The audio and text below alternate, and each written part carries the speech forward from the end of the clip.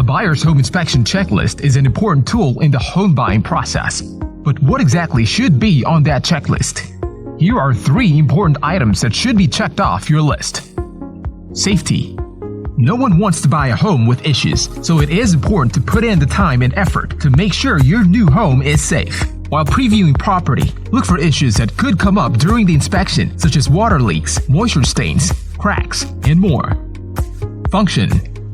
Functionality refers to whether or not the property can meet your needs on a day-to-day basis.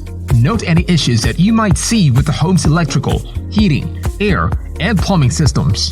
Are they working properly when turned on? Any noise that doesn't sound right? Do they appear maintained? Structure. One important part of a home inspection is the structural integrity of the property. This allows the home buyer to make informed decisions about what might need to be fixed before they move in. Look for any indication of roofing or attic issues, cracks or displacement in the foundation, poor drainage system, and other issues that can trigger structural damage.